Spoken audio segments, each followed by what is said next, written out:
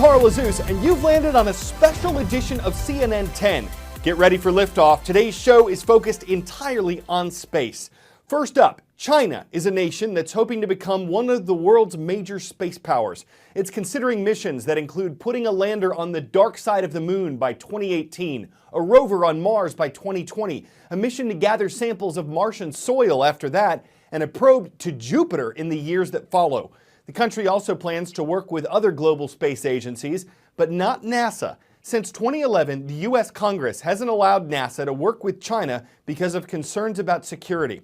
As far as U.S. plans for space go, things are somewhat up in the air. President Donald Trump hasn't detailed his space policy yet. Last October, then-President Barack Obama wrote that America would send humans to Mars by the 2030s. People who support that idea argue that first-hand exploration would be more valuable than remote exploration, and that Mars could one day serve as a second planet for people to live on and a great base for exploring the broader universe.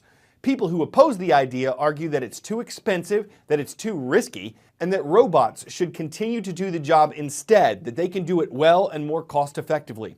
One thing that's not debatable is that getting any person to deep space takes extraordinary effort. Space has never been more accessible. There is a growing appetite for space tourism. And private programs like this one at the National Aerospace Training and Research Center can get pretty much anyone with money and good health ready for a ride to space. Oh, I'm ready. But that's just a quick trip up and down to what's called suborbital space. Welcome home, astronaut. If we want to get to deep space, 3, 2, 1, we have liftoff. that's a whole other challenge. A human hasn't been there in over 40 years. But NASA's looking to change that. It'll stand taller than the Statue of Liberty, longer than a football field. It'll be the most powerful rocket ever built, capable of going into deep space or anywhere else you want to go. They're talking about Space Launch System, or SLS, NASA's new heavy lift rocket. The dawn of Orion and a new era of American space exploration. Together with the spacecraft Orion, which will go on top of the rocket, humans could explore our solar system deeper than ever before.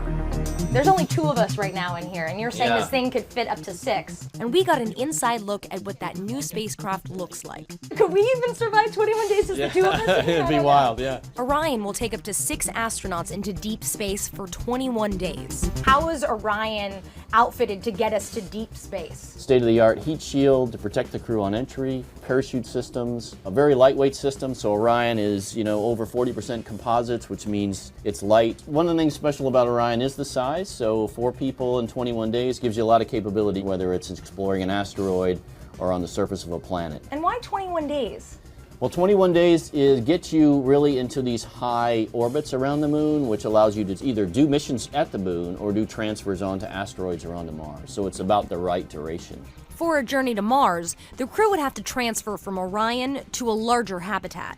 If you're going to go to Mars, which is somewhere up to a 1.5 to 3 year mission, you need more volume. You need bigger HAB module, more food. Orion still doesn't have an exact destination, but whether it's the moon or Mars, it's going to take a powerful rocket to get it out there.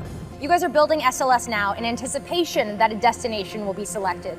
But right now, this is kind of a rocket to nowhere. Not really. It takes a long time to make a rocket system this complex. There are folks that are working on all the missions that we'll go to as we speak. Part of the rocket is built here, at NASA's Michoud facility, which spans 43 acres. Workers here help build the rockets for the Apollo missions and the Space Shuttle program. One of the main goals of SLS is to make it affordable. But despite reusing its engines, NASA has already spent approximately $7.3 billion on the SLS program, and each rocket will only be good for one mission. NASA is testing the engines, and they've already sent Orion on a flight test. The first manned Orion SLS mission is set for 2021. So that's the how when it comes to getting deep space astronauts off the ground. What happens afterward, if and when people are actually spending time in an environment where there's very little gravity? Another consideration, the health effects of long-term space missions could be a significant challenge for medical science. I'm huffing and puffing here. Our bodies have physical limits. You just squat down a little bit and come up, and you'll feel how it moves. But when humans encounter a boundary, we tend to push. How fast, how high, how far we can go. 2 spacewalkers are currently 253 miles above the Earth. Exploration of our solar system is perhaps the most extreme bodily challenge. You're motion sick, you're uncomfortable, you're disoriented. That's because the human body is a complex network of bones, tissues, and cells designed to suit our environment. Here at Johnson Space Center, everything from food to spacesuits to exercise routines are designed so humans can survive in a world we simply aren't built for. What happens to your body when you're in space? As soon as you arrive in weightlessness, the fluids start shifting in your body. Your organs of balance in your inner ear immediately sense there's no gravity pulling down on them anymore. All of your joints and your muscles also sense that. We know about these effects because humans have been consistently living in space for over 15 years on board the International Space Station. They can be somewhat. And we're learning even more about how our bodies react in space after Scott Kelly became the first NASA astronaut to spend nearly a year on the ISS. As you spend more time in space, you lose muscle mass. Your bones gradually lose calcium. They gradually lose structural integrity because they're not fighting the force of gravity. It sounds simple, but exercise is one of the most important activities for astronauts. On board the ISS, they dedicate about 2 hours a day to it. But this is not your average workout. Squat down just a little bit. Okay, like this. Ooh, hello. Yeah, okay, that feels different. When you were in space, can you describe the changes you noticed in your body? More fluid will go towards the head. Right. And so you'll sometimes feel a little bit stuffier, like you've got allergies or something like that. You can lose up to 2.5% of your bone density in a month in space. And this is a very, very important part of counteracting that. But what about on a deep space mission? If we ever get to Mars, do you think we'll have machines like this up there keeping us fit? Well, these machines take up quite a bit of space on board the International Space Station. So I think if we go to Mars, there's going to have to be something new, something probably a little bit smaller, a little more compact, something along the lines of a rowing type machine. NASA is currently testing a miniature exercise device on the ISS.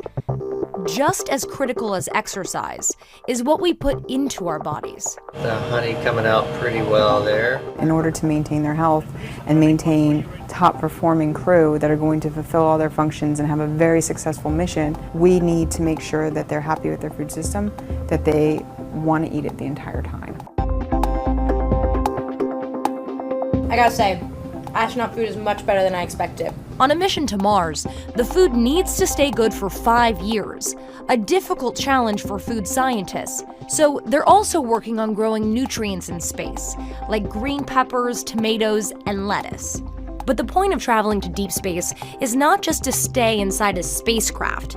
We want to go outside and really explore. Anywhere outside of Earth, really, you need a spacesuit that has a functioning life support system because the pressure environment is such that your body can't survive. Like around the space station, temperatures range from roughly -250 to +250 degrees Fahrenheit. That's a massive range. Yes, it is, and your body wouldn't be very happy in that environment. For a Martian environment, NASA is currently working on their Z2 prototype, a spacewalking suit. Is this what I think it is? It is what you think it is. This is actually an adult diaper. It's complicated enough to keep astronauts alive when missions are going as planned. But what about when things go wrong? What you guys are working on here, you could categorize as like worst case scenario. Absolutely. We are the survival method of last resort in many cases. The crew's survival engineering team works on emergency equipment like life rafts, breathing systems, protective suits, even the diapers astronauts would put on during a catastrophic event. The urine will actually turn to ammonia over the matter of a couple of days, which is toxic to the crew. Everything has to be considered because there's people's lives on the line. That's absolutely true. We have never partaken in an effort to go to deep space with this many contingencies that we plan for. Is this really going to happen? I certainly hope that it does. I think that's why we're all here.